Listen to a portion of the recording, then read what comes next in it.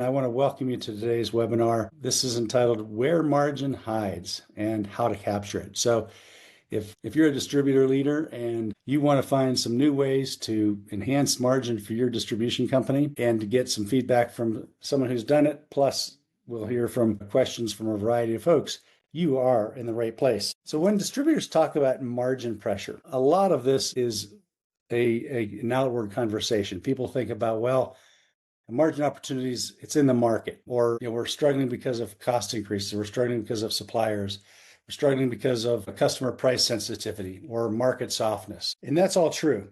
But what if the real margin opportunity isn't in the market, but it's in the four walls within your distribution business, in your operations, and it's sitting there hiding in plain sight? That would be something. And that's why you're here, because we want to find out how to identify where the margin's hiding and how to go capture it. I'm Scott Sinning, and I'm the founder and principal of MarginMax Partners, which is a consulting firm I started about 4 years ago that specializes in working with distributors on margin performance. And prior to that, I had a long career in industry. I worked over 30 years within the wholesale electrical distribution business. And as part of that career journey, I also had the chance to lead pricing strategy for a number of years. And so I've come at this topic as somebody who has sat in the seat, just like you. I've been a practitioner, I've been a leader, I've been in the trenches. And so what I'm sharing with you today are experiences that I've learned along the way. As I think we all do, we all have the scars and bumps and bruises to prove that we've been there. But this whole idea here is to say, how can we think differently about these problems that we've all had for a long time, and what can we do about it? So you may recognize this slide. When you all registered for the webinar, I asked a simple question as you're registering for the webinar, and it was, hey, what do you feel like is your number one margin leak right now? And of the 30 or so folks that have registered, we got a response, and this is a word cloud slide that shows exactly what you all said were the number one margin leaks in your business. And so we can see here that spas, overrides, cost increases are kind of the top three in terms of frequency of those being mentioned. But there's a lot of variety of other ones there too that I think we can all relate to. Complacency, margin guilt, our sales work, old habits, process, contract updates, overcoming price objections, inconsistent execution. If these things resonate with you, you're in the right place, because we're going to talk about them all. And we're going to talk specifically about the processes around overrides, cost increases, and SPAs or SPAs. This is going to be a high-level talk. We are going to cover a level of detail, but mostly it's going to be high-level and fast-paced. My goal is to share with you some key insights that you can take away and communicate with your teams and your leadership so that you can go out and capture margin in these categories this year. Okay, not next year, not the year after, this year. Just hopefully by thinking about things differently, making some changes to your processes, and finding where the money's hiding and going to go get it. So let me ask you three questions to start off with. What if you had a clear way to spot where margin's hiding in your business? What if you had an idea of how to simply estimate what it's worth, how to quantify it? And what if you had a framework and you had the confidence and the insight to be able to share with your team and your leadership these insights so that you could get agreement from around the table to finally address some of these problems that distributors have had for years and do something about it? Would that sound good? Let me say, this slide, if I were to wake up and look at this slide, it would be overwhelming and frustrating. And it's not meant to be that. But when we look at this slide, this is all the symptoms of the problems we face as pricing leaders, as purchasing leaders, as executives and analysts within distribution companies. But let's think about how we might approach this a little bit differently. I want to introduce and propose that we think differently about distributor profitability, because some of the biggest margin opportunities are hiding right inside your core cross-functional business processes. It might be something we can do to say, hey, let's think about them not as individual tasks or headaches or departmental responsibilities, but what if we said, hey, we're going to think about this as a margin operating system that cuts across different departments. So much of what we do is, as we might say, in our swim lane, where it's a departmental task, we have full responsibility, we can measure it, we're responsible, it's in our swim lane. But what about other processes in the business that require us to look to the left, look to our partners on the right, and say, hey, we're not so much in a bowling alley or a swim lane where we're just looking straight ahead. We need to be more like in a relay race, or it's a team sport where we're looking to the left, looking to the right to figure out who's going to pass us the baton. And then when we're done with our part, we're passing it on to the next person, and so on and so forth. So, as we think about some of this, you can be doing the best job in the world as an individual performer, or you could be leading a department that's really doing great and you're part of the process here. But if the folks before you or folks after you are having struggles, or there's bottlenecks, or there's data issues, it's going to make your work that much more challenging. And it's certainly going to make the whole process something that's less than it could be. So, we're going to identify, quantify, and capture margin through better everyday execution on three core processes that every distributor has. And we're going to talk about price realization, cost pass-through, and SPAs, the big three. When we're talking about these cross-functional processes, it's easy to look at processes and say, well, hey, it's not me, it's this person or that team, and sort of pointing fingers and pointing blame to say, well, geez, if our sales team would only sell at what they should sell at, or could only defend the value better, or if whatever person or departmental or task you want to assign, it's easy to kind of want to blame somebody else or blame the process maybe, and just be frustrated and throw your hands up. But that's not, really the right way to do it, or it doesn't end up getting the best results, right? Most of the time, or any of the time. So this is going to be really to set aside some of that and say, hey, maybe this is how it's always been done, but let's do things differently going forward. So price realization, another way we hear this said is, of the big three core processes we're looking at, this is really the idea of what happens between price setting and price getting. Okay, that's price realization. And so you start off with an idea, hey, we think we're going to get a certain price. And by the time you look at it in your income statement, or by the time you analyze it, it's like, well, what happened? We're not making what we thought, or the margins aren't acceptable for us as a business. And so that's one of those things where you have to start thinking, well, what are you really trying to do with price? Because we had a lot of issues on overrides. That was one of the top topics that people brought up, and it is a big topic, because it really reflects a inefficiency around how you're setting system price, or how the sales team trusts system price, and they're making decisions at the point of sale to change that, typically to discount down to a different level. So one of the important things to frame up here as we stepping back on this for just a minute, is this is not your whole book of business. When I talk about price realization, I mean, in theory, you could say it's for every segment of your business and all revenue types. But what I found, and maybe you found too, is where we have the most opportunity and the most control is around our stock business, a warehouse sales, stock business, stuff you're selling out of inventory, particularly those products that are standard SKUs, that are not directs, not projects, not special orders, but standard SKUs that are in your ERP, for which you sell a lot of volume, and you have a lot of price history that you can use in your analytics, however you do it, whether it's through a matrix, whether it's through software, whether it's through another approach. But your price realization for your stock business is really probably the field of play that most of us are working on in our business. Just because directs and project business are a sort of a different animal in the marketplace and are highly negotiated manually with the various parties in the transaction. So what you really want to do is get your pricing for your inventory items in setups so that it pushes through to the ERP order entry system, and your sales team can use it. Ideally, it's marketable most of the time. So when we look at left to right on this is really just the cascade of, hey, where you start from and what you end up with. And this is a very generic waterfall. You may have seen this before in other ways. So it's just meant to say, in theory, everyone starts with a list price or a high price, but then you end up with maybe standard channel discounts, or other strategic discounts, or basically moving your ideal price, or say a manufacturer list minus, to a market price. That's what we're going to think about as target.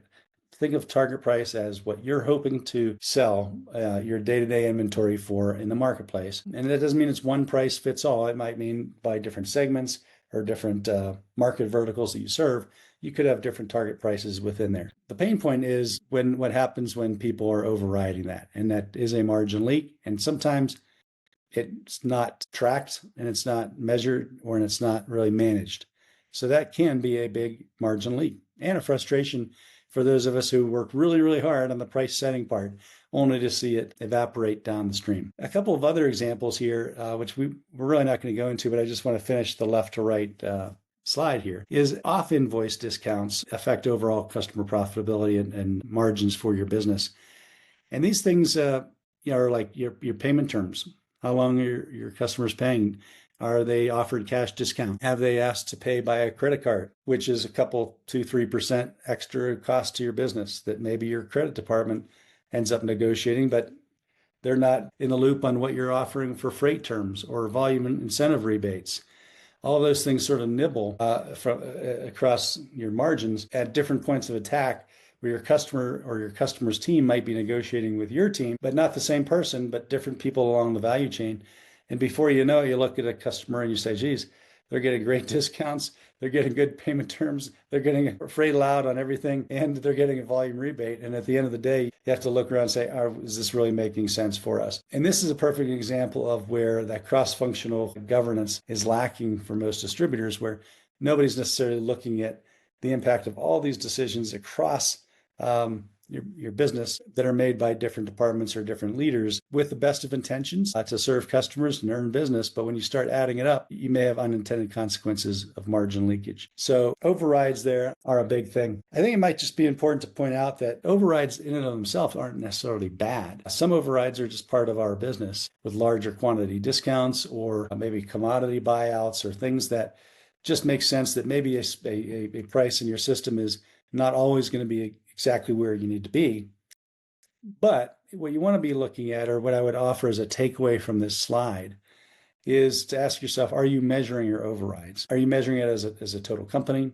Are you measuring it by region, by branch, by vertical market, by sales rep, by customer, by supplier? Those are all filterable attributes that you can, if you want to, build something that helps you understand, where are those overrides happening? Is it centered around certain products? Is it centered around certain sales teams? What's going on? And that helps you then get the intel you need to go figure it out and start asking questions and talking to your colleagues and say, hey, what's happening here? Why are we seeing all these overrides? And the answers could surprise you. Maybe it's because for whatever reason, the target price in your system is just off.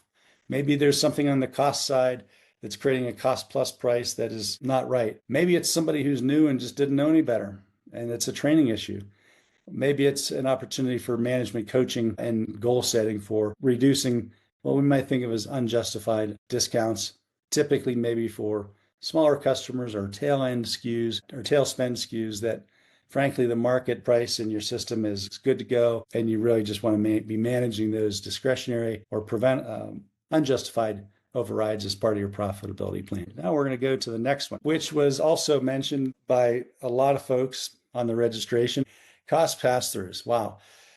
Where do we begin? So as distributors, we sit in the middle of the supply chain between manufacturers on one hand and our customers, the contractors or end users on the other hand. So we're in the middle of that supply chain, so to speak. So the concept of a cost pass-through is really when suppliers announce a cost change, which typically these days doesn't mean a cost change. It means a cost increase. We're going through a period of an inflationary period, which is much greater than most of us have ever seen in our working lives. And it has its challenges, right? It used to be back in the day, and many of you might remember this too, where cost pass-through was a relatively small issue for purchasing professionals or pricing or sales, inventory management, executives overall to manage. Because before COVID, before tariffs, this was in a very low inflation environment. You might get a couple percent increase once a year from your major vendors. Everybody knew it was coming in at a certain time of the year, typically maybe at the beginning of the year. And you could deal with it, you could plan for it. And frankly, if you missed something or if your process was clunky or slow, it didn't kill you because it was a small amount and you could kind of make up for it, or it wasn't as big of a deal as it is now. However, times have changed in the last 5 years, as we know. This process is under the microscope because the size and the frequency of supplier cost increases is simply just seems to be accelerating every year. Just when you think it can't get more, more is coming down the pipe all the time. So what we want to look at here is this is a issue where it's a race the clock. You're racing the clock because your suppliers are going to give you a notification of a cost increase, right? And it's gonna have a date, it's gonna have an aggregate amount or a blended amount, and at some point maybe it has detailed levels by product category or SKUs. If you're ever having insomnia and you want to get to sleep fast, bring a couple supplier cost change notices home and keep them on your nightstand and read one of those, and you'll be out in 5 seconds, because they're very dry, they're very kind of boring and detail oriented, and they all say basically the same thing: is, hey, we're raising costs and it's due to this or that or the other thing, but by the way, deal with it. And so there's a whole process around who gets those, what they do with them, and harmonizing and making it easier to get that information into your system. But suffice to say, I've broken this down into 3 simple steps that we all deal with. And one is just getting the input from the supplier. Hey, we have a cost change. We got it received. We're going to assess it, make sure it's that we agree that it's accurate and it's the timing is right. But then it's like, okay, now we got to hand it off to the team that does the processing of the cost change. At least in my experience, part of that is a human in the loop to assess how do we interpret this with how the supplier wants to do things based on their definition of categories and SKUs, and how does that match up with ours in our ERP? Because you're lucky if they match 100%. More often than not, there's something that doesn't match, and so you need somebody there to analyze and interpret. How do you take what the supplier wants to do, or the manufacturer wants to do, and put it into your ERP material master data and your cost data, so that when you're cutting POs or when you're fulfilling orders and you need to have a cost basis, what that cost is going to look like in your ERP. Okay, and that's no small task. It sounds easy on paper. It looks easy when it's all on one slide, but for those of you who are involved, this is one of those things that some of that passing manual handoffs can really be tough. Lastly, here in the processing side is sales alignment. Let me ask you a question. How often when you do cost change pass-throughs are you able to run that by your sales team or your sales leadership, particularly around, hey, how do we want to do this?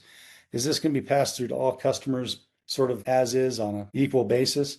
Or are there certain customers we need to sort of protect or delay because we have current agreements where we're holding price for a period of time for competitive reasons, because you have an agreement, a blanket agreement, and you said you're not going to increase cost for a while. So you want to have some sales decision making around at least the big ones, so that sales has an alignment with what's happening on the pricing adjustment side. Not everybody does that, and it's hard to do, especially in the heat of the battle. But ideally, with your bigger suppliers, your strategic suppliers, where you're selling a lot of their stuff, you want to make sure your sales team kind of understands what's happening, and that, number one, they know the cost change is coming, that you have a process of communicating to your sales team. Hey, we've got there's a lot of electrical distributors on the line here, so everyone knows Eaton, Kraus Heinz. Hey, we're having an increase April 1st of X%.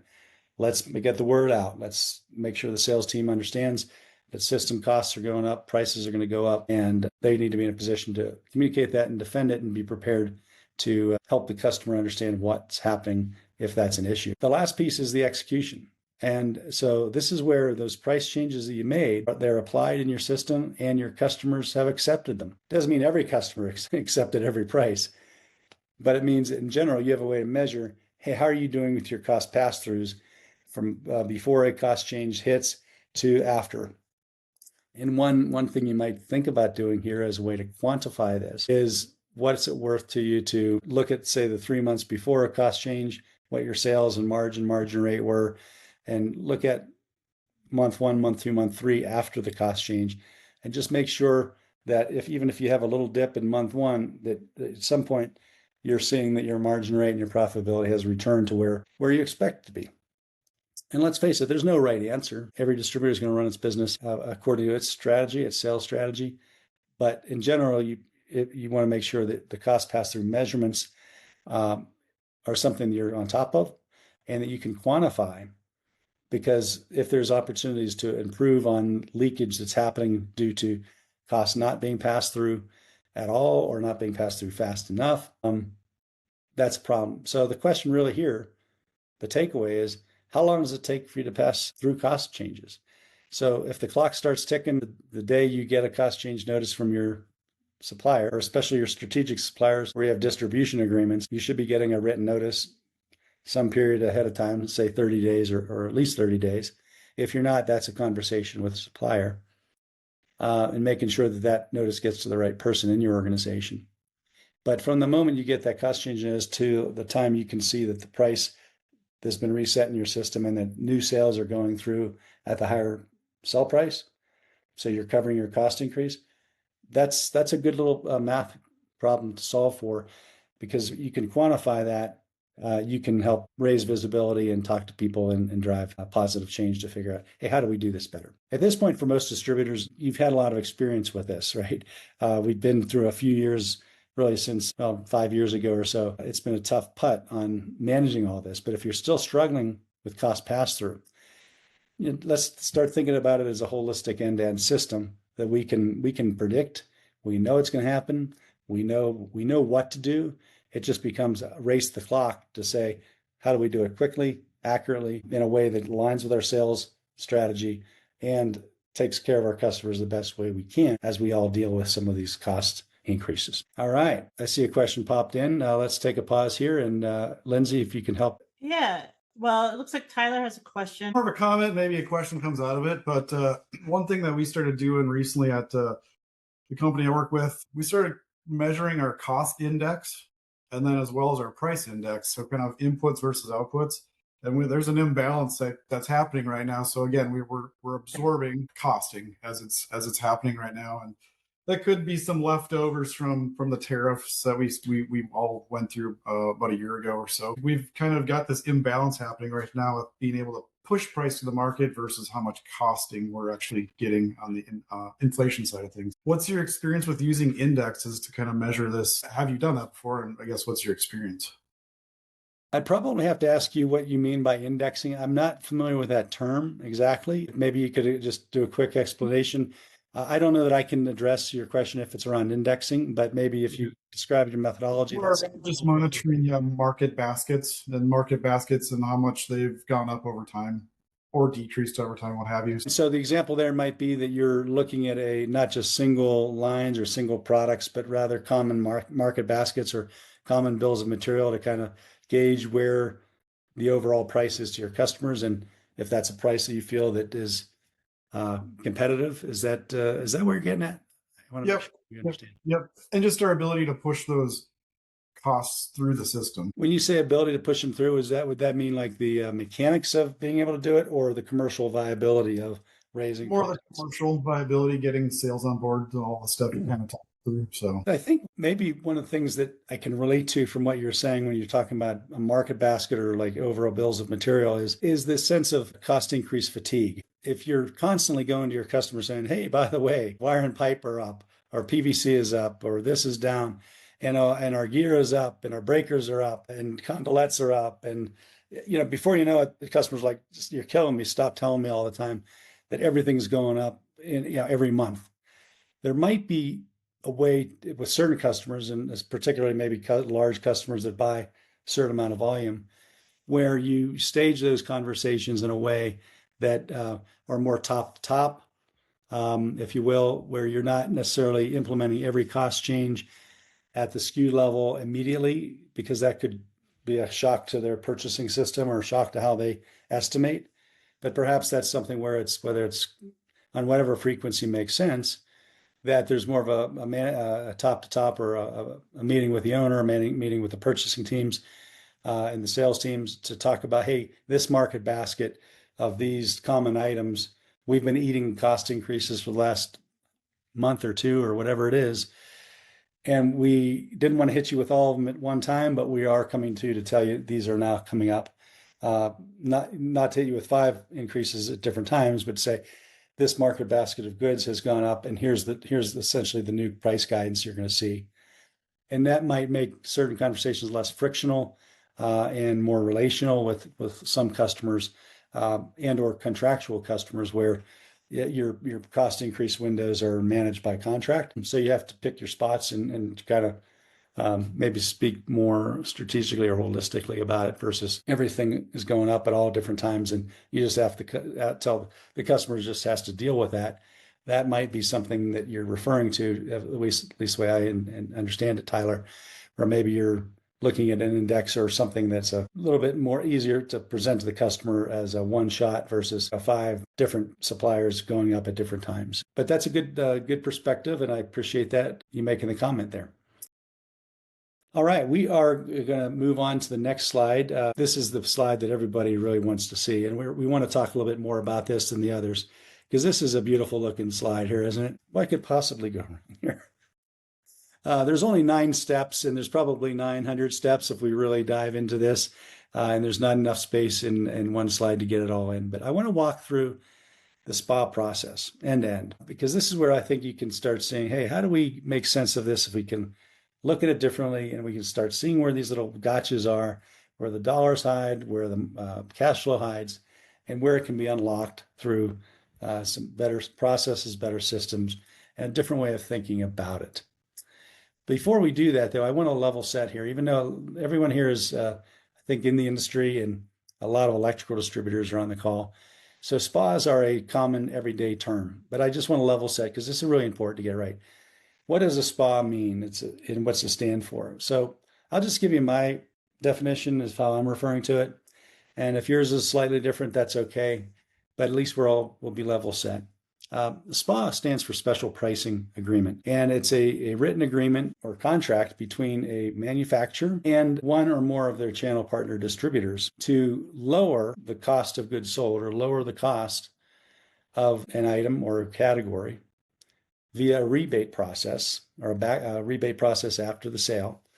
But it's basically, it is a very specific thing for what the cost will be, what customer or customers it applies to, what geographies it applies to, and the list goes on. And I probably missed a few things, but it shows all the terms very specifically, who it applies to, what products apply to, what the cost rebate is going to be, and what the expiration date is.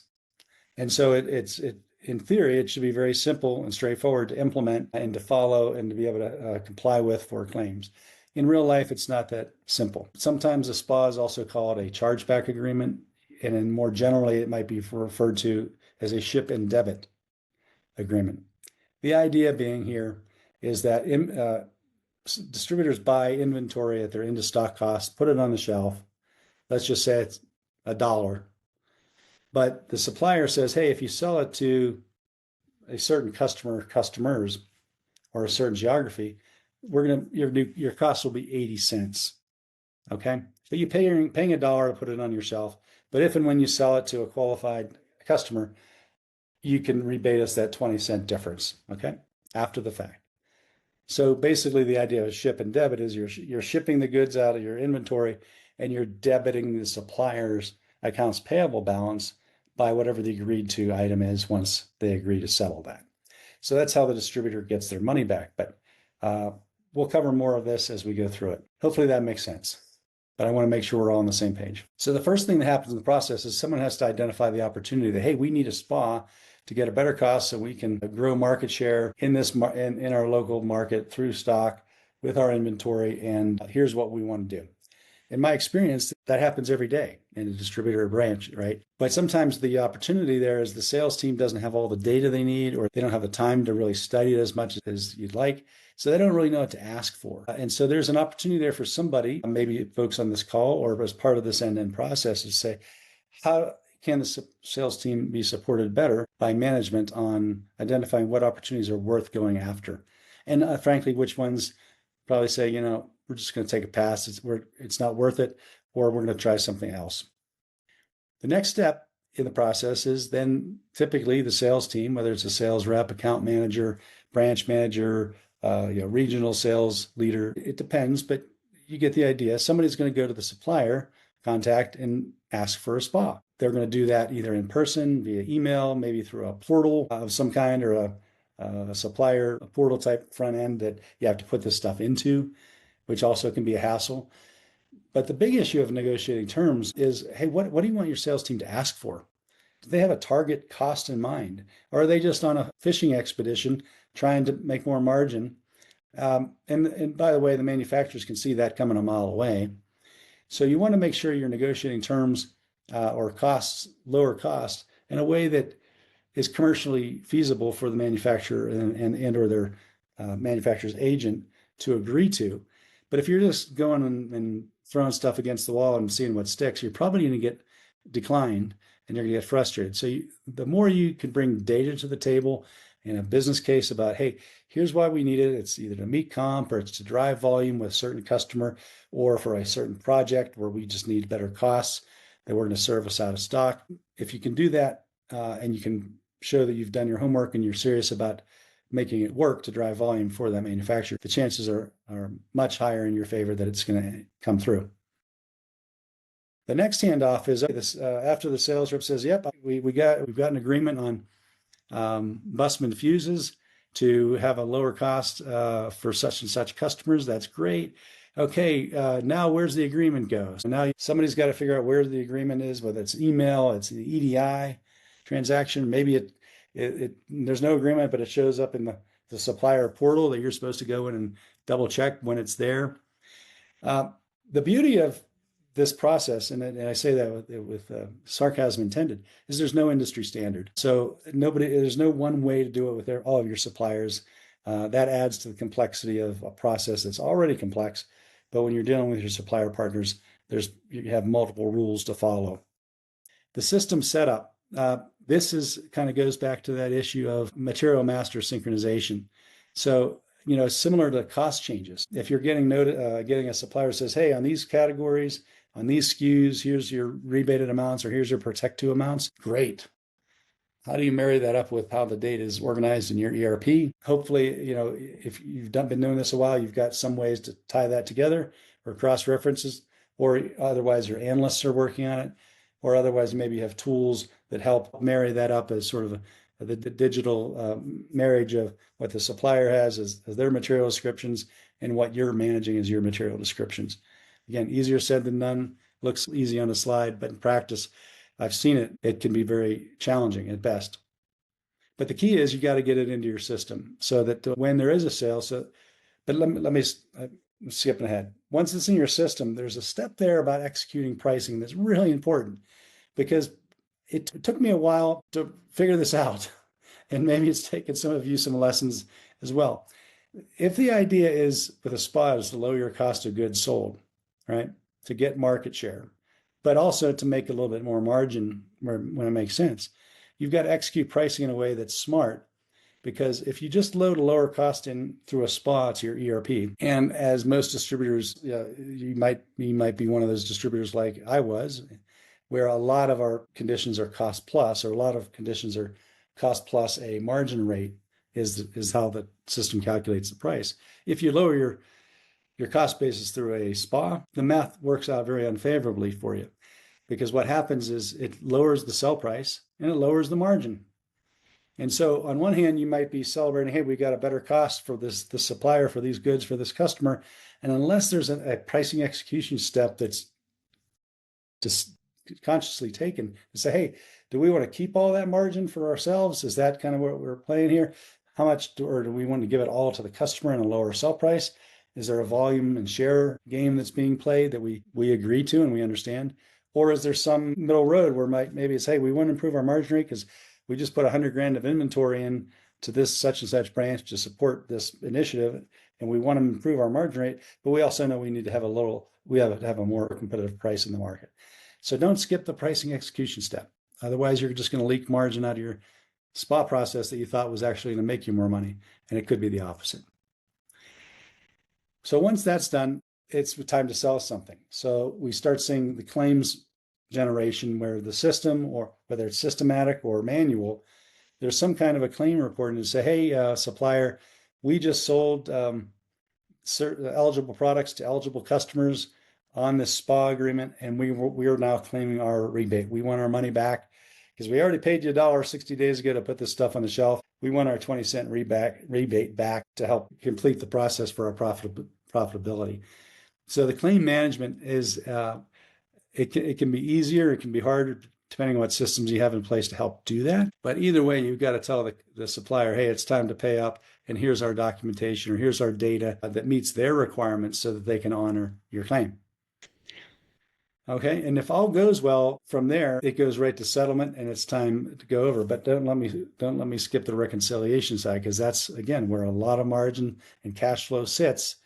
that's oftentimes not on the radar of the CFO, not on the radar of other executives who, if they knew what was hiding there, they'd be like all over it. And that's the purpose of this call, is to say, hey, let's make sure we're taking a look at the backlog of claims that is pending settlement in the process. You might call it as a reconciliation, which all that means is, hey, the supplier hasn't agreed to pay you. They rejected your claim.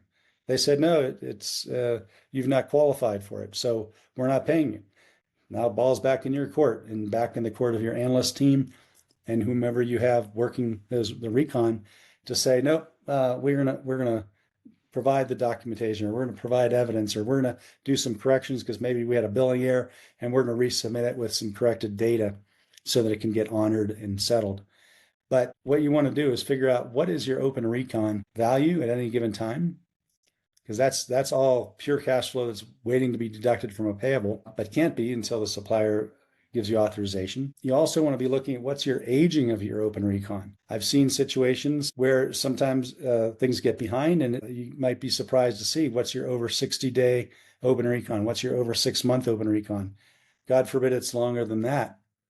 But the whole idea is that if you don't know what it is, it's hard to manage it, and you might need to understand what does it take to give that team more support to be faster figuring out recon, and or go back and figure out, hey, what are the main reasons why we're getting rejections from these suppliers? Maybe it's something we can do an internal process on our end to do a better job with how we're managing them, so we don't send in claims that are ineligible. In any case, frankly, there could be millions of dollars tied up of available cash flow through just cutting down the amount of time it takes to settle a claim and get it and clear up that recon. Doesn't mean you're never going to have anything. Of course, you're going to have some stuff. You just want to manage it, and you want to make sure it's not materially adverse to your margin capture or your cash flow. The settlement credit is kind of academic. Once the supplier agrees, and based on the rules of your relationship, you can take a credit, or they'll give you a credit one way or the other. Typically, it's not like they're giving you a check at the end of the year. It's more of a transactional, hey, we have a certain dollar value of these claims the manufacturer has agreed to, and we're going to deduct it from our next check run. And then that's how you kind of capture back your cash. And that's also how finance can maybe true up their accruals or true up whatever method they've done to try to keep the transaction profitable as it's going through this cycle. Then it's time to review and renew expirations. As we said, all SPA agreements have an expiration date.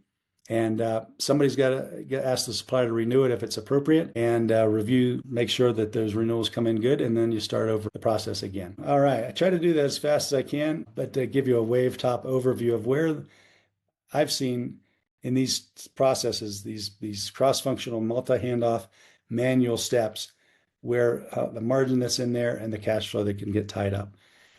So I'm going to take a quick pause here and also ask if there's any questions on this that anyone would like to raise. Yes, Scott, I do have a couple of questions here. Who should lead this effort since processes flow across existing department responsibilities? That's a great question. And that's a question many people, it's natural to have, and I hear a lot. And I wish I had a perfect answer for it, but my answer is it depends. And what's it depend on? I think the reason I say it depends is because it's cross-functional. There's not really one executive lead or team lead that should necessarily own the whole thing. But you're really looking, in my opinion, more for a sponsor who has the bandwidth in their responsibilities to take on an important initiative that has the influence across the organization to make things happen, to align people and teams and work streams, and to authorize investments if that's what it takes to help these processes get up to date. But it comes down a lot to the passion and the ability of that leader at the manager level and or the executive level to say, hey, I'm willing to take this on. Because it does take someone who has got a little bit of grit and resilience and who's willing to drive some positive change and maybe break and have the ability to break down maybe traditional departmental barriers or obstacles or resistance and say, hey, we want to look at this thing different and rethink this process, not so much as a siloed functional work task, but as an end-to-end enterprise margin operating system. And you'll know who it is because they're going to be the ones in the meeting who are most passionate about it, who are most eager and persuasive to help get other people on board. So I would say there's not a single answer, but hopefully that frame up helps you understand that whatever feels right and works right in your company and your culture and your org chart, go with it. Any other Throw questions? another question at you, Scott, real quick. Yeah, go ahead. The other question, because you're seeing a lot of vendors pop up that are offering solutions to manage this process. So what are your thoughts on AI and automation tools to support this?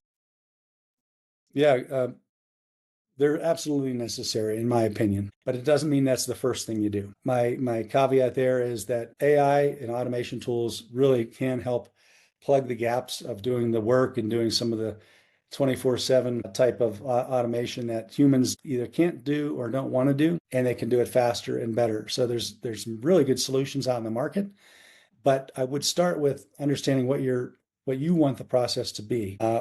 And maybe it's starting from scratch to say, hey, let's document what we're doing today. Let's just look at ourselves in the mirror and figure out where are all the steps and handoffs, and like in this slide, document that for your business. And then start looking, okay, where are the hangups? Where are the pain points? Where would we like a tool that can help us out? And that's when you can start understanding, okay, hey, here's the top 3 to 5 things we want a tool or an AI agent to be able to help us plug in and do. And then I think it can be very successful. But I've seen it happen where sometimes people think, well, hey, I have a problem. I just need to go buy some more software or do something with AI. And I feel like maybe you're attacking a symptom of a much bigger problem that you're not going to solve for with a single AI agent or even a software solution. But once you know what you want to accomplish, what your use cases are, look for a vendor in the AI or automation space that truly understands distribution, that has a proven track record, and that is leaning in to really understand what your business is and understand how they can partner with you and design something that will work, not just in theory, but in practice. And so if you can find that vendor who understands distribution and is willing to partner with you on solution and execution, I think those are the things I'd be looking at for how to implement tools and technology. Hopefully that covers the question well enough for now. I'm going to hit this next slide here because we're going to wrap up and start bringing this thing to a close and still allow maybe a question or two at the end. But the whole idea of this webinar is to go from insight to execution. So you all are here because you know there's these problems and challenges we have. Hopefully in the last 45 minutes or so, you've gained some new insights into a different way to look at it that helps you move confidently to more execution. So it's kind of getting out of the idea of just thinking about it and complaining about it to saying, okay, now what can we do about this? These are solvable issues. They're cross-functional, they're complex, but they're high volume, big money. And still, for many distributors, they have low visibility and they're lightly governed, if governed at all. And what I mean by that is nobody's responsible for the end-to-end result. They might be responsible for pieces of it, but nobody has ownership of what happens from point A to point B. The idea here is that you can get clarity that results in decisions that help you grow margin that's hiding in plain sight. And with that said, I just want to share a quick slide here because if this is making sense to you and resonates, and you might be wondering, hey, this all sounds good. And some of you may say, yeah, we can do it ourselves. We think we can stand up a team and make a run at this. That's great. Then we've accomplished the goal of today's call. If, however, you're thinking, geez, maybe this is something we'd like to have a different perspective on or have some outside help, I want to answer the question of, hey, what it might look like to work together.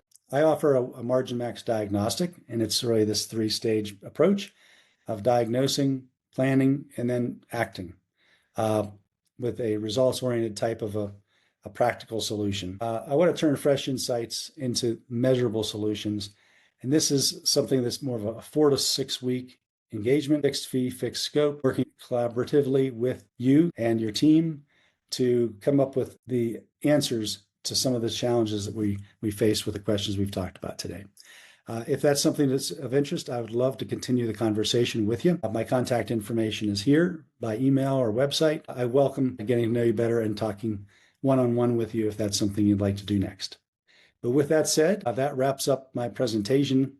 And I'd just like to give one last call for any questions or comments are most welcome. Hey, Scott, just really appreciate the content today and the talk around SPAs in general. So it really hits home with the kind of stuff that we deal with on a day-to-day basis, and just seeing the insight and hearing your perspective really hopeful. So thank you. I appreciate that. Thank you very much. Okay, well, I'll tell you what, for now, we will wrap it up. And I just want to say thanks to everybody who's taken the time to be part of this. I'm very hopeful that it accomplished your goals for attending. I wish you a great rest of your day, and go find that hidden margin.